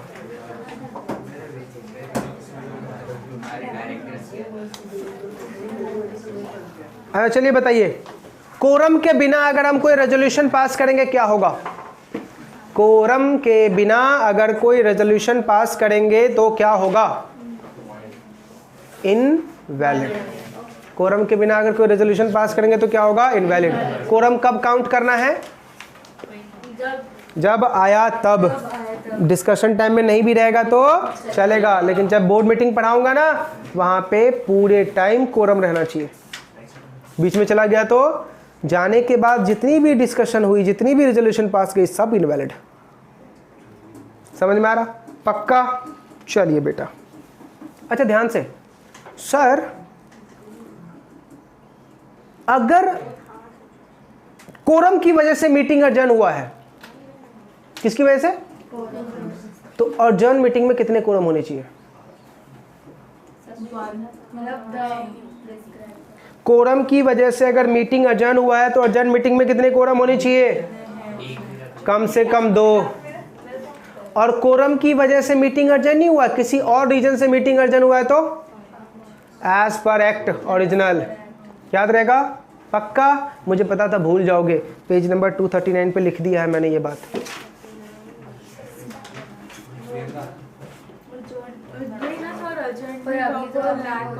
यस, अर्जन मीटिंग में तो इससे भी हो सकता है, तो हाँ। इस पर एक्ट क्या हो सकता है? मैंने क्या बोला? मीटिंग अर्जन हुई है just because of quorum, quorum नहीं आया इस वजह से, तो कम से कम 2। ठीक है, और मीटिंग अर्जन हुई है किसी और रीजन से, कोरम तो प्रेजेंट थे। मान लो मीटिंग में अब्यूजिंग लैंग्वेज शुरू हो गया, चेयरमैन ने बोला बंद करो भाई, नहीं तो मैं पिटा दूंगा। समझ में आ रहा? नहीं आ रहा? तो उसमें तो एक भी आएगा, नेक्स्ट में तो चलेगा ना फिर। समझ में आ रहा? पक्का? याद हो गया? याद हो गया ना? चलिए बेटा, इसी के साथ हमारा चिंदी था सेक्शन 103 खत्म। अब आते हैं 104। ठीक है, ये आपकी हरकत है बेटा। 104 किसको डील करता है? प्रॉक्सी। इसमें तो आप माहिर हो। 105 है वो। सॉरी 104 डील कर रहा है ना चेयरमैन, सॉरी 104 किसको डील कर रहा है बेटा? चेयरमैन। ओ नलायको, शांत हो जाओ, कितना बोलते हो। Section 104 chairman. आज कम से कम बेटा 109 तक तो खत्म करना ही करना है। 5 ओनली। 1.5 घंटे में खाली 4 हो गए, 3 हो गए, 4 भी नहीं। 1.5 घंटा किधर, 1 घंटा भी लेक्चर नहीं हुआ है नलायक। क्या हो गया ना, अभी 10 मिनट बाकी है। देखो सेक्शन नंबर 104 चेयरमैन, किसकी बात कर रहे हैं बेटा? चेयरमैन। सबसे पहले बताओ चेयरमैन का मतलब कौन? लिखो वहां पे, boss of the meeting, rowdy इंसान।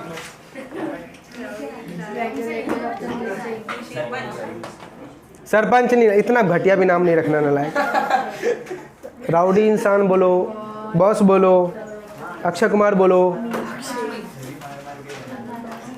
वो बातें समझ में आ रही है? चेयरमैन कौन? Boss of the meeting. तो मुझे बताओ, पूरे मीटिंग के ऊपर कंट्रोल किसका? चेयरमैन का। पूरे मीटिंग के ऊपर कंट्रोल किसका? चेयरमैन का। चलिए अब आते हैं बेटा चेयरमैन के रिगार्डिंग कुछ रेगुलेशंस। इसके लिए हमें बेटा टेबल एफ की 3 रेगुलेशन पढ़नी है। Regulation number 45, 46, 47। ध्यान से सुनो। रेगुलेशन 45 क्या बोलता है? जो बोर्ड मीटिंग का चेयरमैन होगा उसी को जनरल मीटिंग का चेयरमैन बना दो।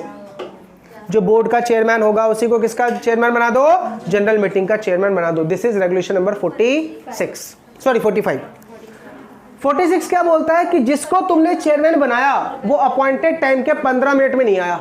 कितने मिनट में? 15 मिनट्स में नहीं आया, या वो आया तो सही लेकिन बोल रहा है कि नहीं मैं नहीं बन रहा चेयरमैन। तो पता है लॉ मेकर क्या बोल रहा है? जितने डायरेक्टर प्रेजेंट है उसमें से किसी एक को चेयरमैन बना दो। जितने भी डायरेक्टर प्रेजेंट है उसमें से किसी एक को क्या बना दो बेटा? चेयरमैन बना दो। लेकिन वो भी जो जिसको बनाया वो बोल रहा नहीं मैं नहीं बन रहा, या 15 मिनट में वो नहीं आया। तो बोला शेयर होल्डर किसी को भी चेयरमैन बना सकते हैं शो ऑफ हैंड करके। कैसे करके? Show off hand. Share holder किसी को भी चेयरमैन बना सकते हैं। किसको बेटा? Show off hand. यानी शेयर होल्डर से पूछा जाएगा भाई किसको चेयरमैन बनाओ। मान लेते हैं, अब पूरा मीटिंग का गेम खेलते बेटा। मान लो विजडम की मीटिंग चल रही है, आप लोग इसके शेयर होल्डर, ठीक है। पहले हमने चेयरमैन बोला सोमेश चेयरमैन बन जाओ, ठीक है। सुमेश बोला हाँ सर बनूंगा, लेकिन तुरंत कॉल आ गया बेटा फुटबॉल मैच है। बोलता सर मैं जा रहा हूँ। बोल रहा सर मैं जा रहा हूँ, ठीक है, या आया ही नहीं। करेक्ट है। तो फिर हमने क्या बोला? जितने भी डायरेक्टर हैं, ठीक है, तो डायरेक्टर क्या बन जाएंगे? चेयरमैन। तो मान लेते हैं डायरेक्टर थे, डायरेक्टर में से छोटी को बोला गया बेटा तुम चेयरमैन बन जाओ। छोटी बोला नहीं मैं नहीं बन रही, ठीक है। छोटी क्या बोल रही है कि मैं नहीं बन रही, ठीक है। तो सिंपल बेटा अब क्या होगा? तो अब शेयर होल्डर के पास मैटर चला गया। शेयर होल्डर ने बोला कि भैया चेयरमैन तुम अपॉइंट कर लो, ठीक है। तो शेयर होल्डर में बेटा नाम उछाला गया किसका? अभिषेक का। बताओ अभिषेक के लिए कितने लोग हाँ में हो? तो हाथ खड़े किए गए, ठीक है। अब देखेंगे हाथ, देखेंगे मेजॉरिटी ऑफ हाथ खड़ा हो गया, मतलब ये चेयरमैन बन सकता है। पीछे से सौरभ क्या बोल रहा है? सर ना, सॉरी, पीछे से शुभम क्या बोल रहा है? सर ना, ऐसा नहीं हो सकता। अभिषेक को कैसे बना दिया आपने चेयरमैन? बेटा शांत से, बहुत ही इंटरेस्टिंग बात बता रहा हूँ, पूरा एकदम मीटिंग समझा रहा हूँ। मीटिंग में क्या क्या होता है सुनने पे ध्यान दो। मैंने क्या बोला?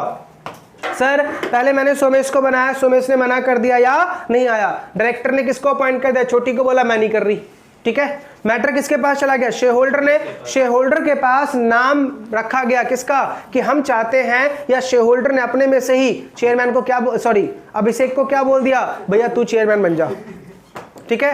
लेकिन उधर से शुभम को बहुत दर्द है। शुभम क्या बोला? ना वो नहीं चाहिए मुझे, वो नहीं चाहिए मुझे। समझ में आ रहा? ऐसा भी हो सकता है। शुभम बेटा जब चेयरमैन बनाया गया उस टाइम शुभम सो रहा था, ठीक है। तब तक बेटा 2 ट्रांजैक्शन डील हो गए। तीसरे ट्रांजैक्शन में उसकी या मतलब आंख खुली, नींद खुली, ठीक है। अब नाम लिया गया, हाँ चेयरमैन सर आप बताइए क्या होगा इसका पता? चेयरमैन कौन है सर ये बताओ जरा। बोला अभिषेक। बोला नहीं चाहिए, मैं सुनूंगा नहीं, चाहिए नहीं मुझे ये इंसान। अब क्या होगा बेटा? अब बेटा on the spot postal ballot से चेयरमैन को appoint, sorry on the spot ballot box बनाया जाएगा और उसमें फिर चिट्ठी डाली जाएगी नाम की। जिसके नाम की सबसे ज्यादा चिट्ठी वही चेयरमैन बनेगा, ठीक है। अब पूरी कहानी सुनो बेटा। अब देखना कितनी मजेदार इंटरेस्टिंग फैक्ट है। अब ये जो बैलेट बॉक्स है ये कौन बनाएगा? बोला कंपनी सेक्रेटरी। डब्बा लेके जाओ। समझ में आ रहा नहीं आ रहा? कंपनी सेक्रेटरी को क्या लेके जाना है बेटा? Ballot box. मान लेते हैं बेटा महिमा जो है कि कंपनी की कंपनी सेक्रेटरी, ये हर एक बार मीटिंग में बैलेट बॉक्स लेके जाती थी लेकिन काम ही नहीं होता था। इस मीटिंग में गुस्से से बैलेट बॉक्स घर पे छोड़ दिया। बोला नहीं ले जा रही मैं। हर एक बार ये नालायक डब्बा बुलाते हैं लेकिन डब्बे में कुछ होता है नहीं, ठीक है। मुझे बुरा लगता है भाई। ये आज की मीटिंग में बेटा बैलेट बॉक्स ले जाना भूल गई, किस्मत खराब, ठीक है। आज अपॉइंटमेंट हो गई, चेयरमैन की अपॉइंटमेंट कंडक्ट होनी है किसके थ्रू? बैलेट के थ्रू। किसके थ्रू? बैलेट के थ्रू, ठीक है। अब ये क्या बोल रहे सर मैं तो डब्बा लाना ही भूल गई। तो डायरेक्टर क्या बोलेगा? हम भी भूल जाएंगे कि आप कंपनी के कंपनी सेक्रेटरी हो, ठीक है, फायर्ड। और बातें समझ में आ रही नहीं आ रही? पक्का ध्यान से। यही एक ऐसा रेजोल्यूशन है जो ऑन द स्पॉट पास होता है। बाकी सारे रेजोल्यूशन के लिए टाइम है बेटा 48 आवर्स। चेयरमैन की अपॉइंटमेंट बेटा सुनने पे ध्यान दो, नालायक सब आपस में बातें कर रहे हो। चेयरमैन की अपॉइंटमेंट किसके थ्रू होती है? अगर बैलेट के थ्रू होती है तो ऑन द स्पॉट। बाकी और सारे रेजोल्यूशन के लिए कितना टाइम दिया गया है? 48 आवर्स का। याद रहेगा? पक्का? चलो जल्दी से बता दो। सबसे पहला रेगुलेशन नंबर 45 क्या बोलता है कि सर जो बोर्ड का चेयरमैन है उसको क्या बना दो? जनरल मीटिंग का चेयरमैन। ठीक है। दूसरा 46 क्या बोलता है? अगर वो 15 मिनट में ना आए या वो मना कर दे तो जो डायरेक्टर है उसमें से किसी एक को चेयरमैन बना दो। लेकिन 47 क्या बोलता है? डायरेक्टर भी मना कर रहा है भाई, या 15 मिनट में वो नहीं आया तो ठीक है, शेयर होल्डर में से किसी एक को क्या बना दो? चेयरमैन। कैसे? Bye way of show off hand.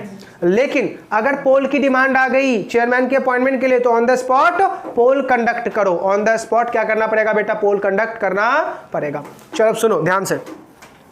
10 बजे मीटिंग शुरू हुई, ठीक है।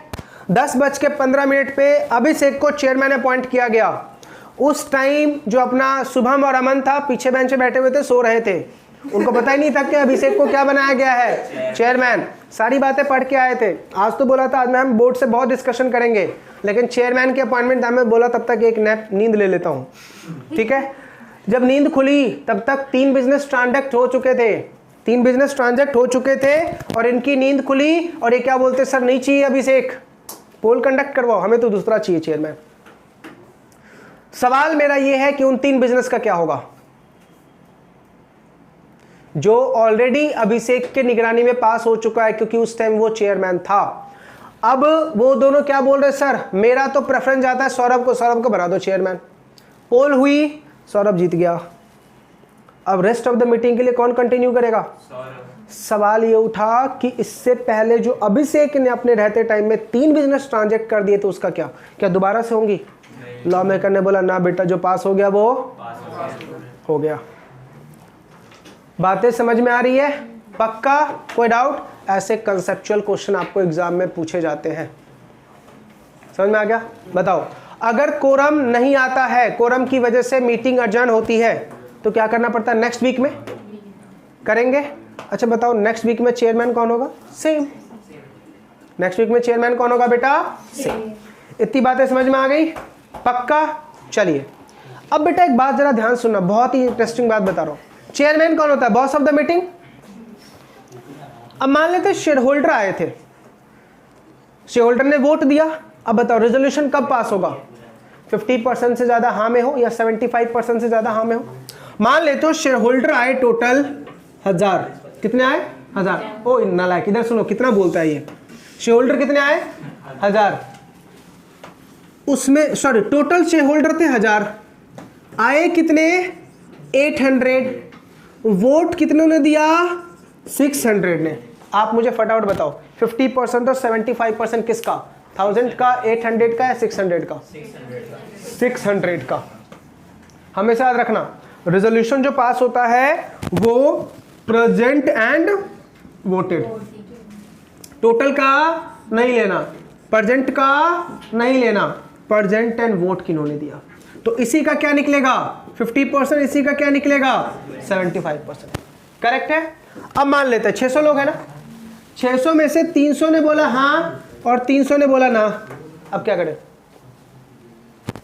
50% हाँ, 50% ना। तो चेयरमैन के पास राइट है कास्टिंग वोट देने का। क्या बोलते हैं उसको? कास्टिंग वोट देने का। चेयरमैन के पास राइट क्या है बेटा? कास्टिंग वोट देने का। बातें समझ में आ रही है? कोई डाउट? अब सवाल ये उठा कि सर कास्टिंग वोट कैसे दे? शो ऑफ हैंड या पोल? कास्टिंग वोट कैसे दे? शो ऑफ हैंड या पोल? तो लॉ मेकर ने बोला आपकी मर्जी, चाहे शो ऑफ हैंड से दीजिए या पोल के थ्रू दीजिए। शो ऑफ हैंड के थ्रू दीजिए या पोल के थ्रू। लेकिन अब बोलोगे अमित सर नॉर्मली तो शो ऑफ हैंड ही होना चाहिए, पोल क्यों? ठीक है, समझ में आ रहा? नॉर्मली क्या होता है बेटा? शो ऑफ हैंड, क्योंकि एक ही से पूछ रहे ना मुझे, समझा? लेकिन आगे बताऊंगा कि क्यों शो ऑफ हैंड में बोल रहा हूँ, पोल क्यों नहीं बोल रहा, इसका आगे एक लॉजिक है, बताऊंगा। अभी के लिए इतना ही। इतना समझ में आ गया? पक्का? इसी के साथ बेटा हमारा छोटा सा टॉपिक जो था चेयरमैन का वो खत्म। Section number 104 correct. अब आते बेटा सेक्शन नंबर 105 जो किसको डील करता है? प्रॉक्सी को। पहले सेक्शन जरा डिवाइड करो। Section number 96, section number 96। आप बोलोगे अमित सर किधर? सदमे से बाहर निकलो सर। 96 सदियों पहले वाली बात थी। Section 96 AGM. 97, अरे 97 एजीएम की penalty, 97 AGM called by NCLT, 98 EGM called by NCLT, section 100 EGM called by requisitionist, section 99 penalty, 101 and 102 notice entitlement content, 101 and 102 notice entitlement and content, 103 quorum, 104 105 पढ़ रहे बेटा हम प्रॉक्सी। 105 किसको डील कर रहा है बेटा? प्रॉक्सी को। सेक्शन नंबर 105 किसको डील कर रहा है? प्रॉक्सी को। अब आप पूछोगे अमित सर प्रॉक्सी कौन होता है? चलिए सबसे पहले प्रॉक्सी का मतलब क्या है इस बात को समझो। सर प्रॉक्सी के अगर मैं टेक्निकल मीनिंग बताऊं तो इसके दो मीनिंग हैं। सबसे पहला, जो मेंबर नहीं आ पा रहा है उसके बिहाफ में जिस पर्सन को भेजा जाता है उसको हम क्या बोलते हैं बेटा? प्रॉक्सी। अब प्रॉक्सी अपॉइंट करने का एक पर्टिकुलर फॉर्म होता है बेटा। प्रॉक्सी अपॉइंट करने का क्या है? एक पर्टिकुलर फॉर्म है। उस फॉर्म का नाम है बेटा MGT 11। MGT 11 प्रॉक्सी का फॉर्म कौन सा है बेटा? MGT 11। जब भी आप कंपनी में प्रॉक्सी अपॉइंट करना चाहते हैं तो आपको कौन सा फॉर्म फाइल करना पड़ेगा? MGT 11 फाइल करना पड़ेगा। ठीक है, चलिए अब समझते हैं कि सर कितना प्रॉक्सी अपॉइंट किया जा सकता है। चलिए नोट्स में फटाफट देखिए, आपको पहला पॉइंट क्या लिखा हुआ है? Who has right to appoint proxy. किसका राइट है प्रॉक्सी अपॉइंट करने का? तो देखो लॉ मेकर क्या बोल रहा है, अगर company having a share capital है तो जिसके पास वोट देने का अधिकार है उसको प्रॉक्सी अपॉइंट करने का भी राइट है। अगर company having a share capital है और मैं एक ऐसा मेंबर हूं जिसके पास वोटिंग राइट है तो मैं प्रॉक्सी अपॉइंट कर सकता हूं। याद रहेगा मैंने क्या बोला? Company having a share capital है और अगर आपके पास वोटिंग राइट है तो आप प्रॉक्सी अपॉइंट कर सकते हैं। दूसरा क्या लिखा हुआ है? Company not having a share capital. ठीक है, this right is available only if article makes the specific provision. अगर company not having a share capital है तो आप प्रॉक्सी तभी अपॉइंट कर पाओगे जब आपके आर्टिकल में लिखा होगा। दोबारा बेटा, अगर company having a share capital है तो जिनके पास भी वोटिंग राइट है वो सब प्रॉक्सी अपॉइंट कर सकते हैं, मतलब इक्विटी शेयर होल्डर। ठीक है, और अगर company not having a share capital है तो प्रॉक्सी अपॉइंट करने का राइट कहां लिखा होगा तेरे? आर्टिकल ऑफ एसोसिएशन में। अगर आर्टिकल ऑफ एसोसिएशन में लिखा हुआ है तो ही प्रॉक्सी अपॉइंट होगा, अदरवाइज नहीं। कोई दिक्कत नहीं सर। चलिए अब ध्यान से बेटा आगे पढ़ते हैं। अब proxy need not to be a member. Proxy जरूरी नहीं बेटा कंपनी का मेंबर होना चाहिए, कोई भी आउटसाइडर होगा तो भी चलेगा। कोई भी आउटसाइडर कंपनी का प्रॉक्सी बन सकता है। ठीक है, जरूरी नहीं है कि वो कंपनी का मेंबर ही होना चाहिए। ठीक है, ध्यान से। अब सवाल ये उठा, एक इंसान कितने लोगों का प्रॉक्सी बन सकता है? बोला 50। मुझे अगर कोई प्रॉक्सी बना रहा है तो मैं 50 लोगों का क्या बन सकता हूं बेटा? प्रॉक्सी बन सकता हूं। लेकिन लेकिन लेकिन मैं किसी ऐसे मेंबर का प्रॉक्सी बन रहा हूं जिसकी कंपनी में होल्डिंग 10% है। कितनी है? 10%। तो मैं उसके अलावा और किसी की प्रॉक्सी नहीं बन सकता। क्या बोला मैंने, समझ में आया? मैं कितने लोगों का प्रॉक्सी बन सकता हूं? 50। लेकिन मैं किसी ऐसे मेंबर का प्रॉक्सी बन रहा हूं जिसकी होल्डिंग कंपनी में कितनी है? मैं उसके अलावा और किसी का प्रॉक्सी नहीं बन सकता। उसके अलावा और किसी का प्रॉक्सी मैं नहीं बन सकता। बातें समझ में आ रही है नहीं आ रही है? पक्का? चलिए अब एक बात बताओ, कंपनी के मेंबर को सपना आएगा कि उसको प्रॉक्सी अपॉइंट करने का राइट है?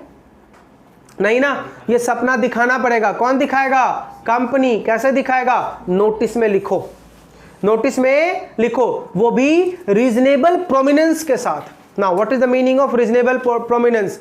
डार्क एंड बोल्ड में लिखना, डार्क एंड बोल्ड, ताकि जब नोटिस जैसे ही शेयर होल्डर खोले सबसे पहला नजर किस पे जाएगा? उस डार्क एंड बोल्ड पे, ताकि वो उनको पता चल जाए कि यस अगर मैं मीटिंग नहीं जा रहा तो मैं अपनी जगह पे किसको भेज सकता हूं? प्रॉक्सी को। अगर नोटिस में ये बात नहीं लिखी हुई, कंपनी को 5000 का फाइन है बेटा। कितना फाइन है? 5000 का कंपनी को क्या देना पड़ेगा, फाइन देना पड़ेगा। ये क्वेश्चन आपका जब आप प्री टेस्ट दोगे ना, उसमें बहुत बार क्वेश्चन पूछा गया है कि अगर नोटिस में प्रॉक्सी की बात नहीं लिखी गई, प्रॉक्सी अपॉइंटमेंट की, तो कंपनी को फाइन कितना है, क्या बोलोगे, 5000। ठीक है, अब बात करते हैं बेटा प्रॉक्सी क्या कर सकता है। तो बोला प्रॉक्सी जो है मीटिंग में सिर्फ चेहरा दिखाएगा, बैठेगा, बोल नहीं सकता। चेहरा दिखाएगा, बैठेगा, बोल नहीं सकता। बोल सकता है only by way of poll, only by way of poll, यानी बैलेट बॉक्स में क्या डाल सकता है, चिट्ठी। वो हाथ खड़े नहीं कर सकता, बोल नहीं सकता, सिर्फ चिट्ठी डालो। समझ में आया नहीं आया? तो it's better to appoint a proxy who is गूंगा। समझ में आ रहा नहीं आ रहा? चलो अब ध्यान से बेटा, सर प्रॉक्सी कितने दिन पहले अपॉइंट होनी चाहिए? प्रॉक्सी आपको भेजना है ना, तो लॉ मेकर क्या बोल रहा है, मीटिंग से 48 घंटे पहले। कितने घंटे पहले? 48 आवर्स पहले। कौन सा फॉर्म भेजोगे, MGT 11। ठीक है, अब ध्यान से बेटा, उसके ऊपर साइन किसका होगा, प्रॉक्सी का, और जो भेज रहा है। अब एक बात पूछ रहा हूं सर, MGT 11 प्रॉक्सी के लिए फॉर्म है। मान लेते हैं साक्षी किसी कंपनी की शेयर होल्डर, वो आज नहीं जा रही है, अपने जगह पे जया को भेज रही है। ठीक है, सवाल ये उठा कि सर क्या वो MGT 11 फॉर्म यूज नहीं करे। मुझे बोल रहा मुझे वो समझ नहीं आ रहा, इसने अपना खुद का ही फॉर्म बना डाला। ठीक है, और जया को लेके भेज दिया, जाओ बेटा इसको दिखा देना। क्या एक्सेप्ट करेगा कंपनी? कंपनी ने बोला, लॉ मेकर ने बोला yes company have to accept. क्यों? ओ बेटा मुझे बता, जरूरी क्या है, वो कागज का टुकड़ा या प्रॉक्सी का आना या प्रॉक्सी का एक्सेप्टेंस? एक्सेप्टेंस ये ना, क्या फर्क पड़ता है MGT 11 हो या कोई और फॉर्म हो? क्या फर्क पड़ता है कि MGT 11 हो या कोई और फॉर्म हो? बस रिक्वायरमेंट फुलफिल होनी चाहिए। ठीक है, सेकंड पॉइंट, आपके एग्जाम में क्वेश्चन आया था, कंपनी के आर्टिकल में लिखा हुआ था कि कंपनी जब भी मेंबर कोई भी अपना प्रॉक्सी जब भी भेजेगा सिर्फ MGT 11 को यूज करेगा। अगर MGT 11 के अलावा कोई फॉर्म भेजा तो मैं एक्सेप्ट नहीं करूंगा। ऐसा कहां लिखा हुआ है कंपनी के आर्टिकल में। अब एक मेंबर ने MGT 11 नहीं भेजा, कोई और फॉर्म भेज दिया, तो क्या उसका प्रॉक्सी फॉर्म एक्सेप्ट होगा? क्या उसका प्रॉक्सी फॉर्म एक्सेप्ट होगा? सुप्रीम कोर्ट का जजमेंट है, यस एक्सेप्ट करना पड़ेगा आपको। क्यों? हमने भी क्या बोला, नीड क्या है तुम्हें, प्रॉक्सी पहुंचना चाहिए और प्रॉक्सी की बात मुझे पता चलनी चाहिए, या तो फॉर्म सजा के रखेगा। समझ में आ रहा नहीं आ रहा? पक्का? कोई डाउट? चलो अब एक नोटिस से बात पूछ रहा हूं। एक शेयर होल्डर ने कंपनी को मेल किया कि सर इस बार के AGM में मैं नहीं आ रहा हूं। ठीक है, तो कंपनी ने उसको नोटिस नहीं भेजा। ठीक है, अब वही शेयर होल्डर कंपनी के ऊपर एलिगेशन लगा रहा है कि भैया तूने मुझे नोटिस नहीं भेजे, अगर नोटिस भेजता तो मैं आ जाता। बताइए, आपको बोल रहा है हैंडल द सिचुएशन, क्या लिखोगे आंसर? नोटिस भेजा।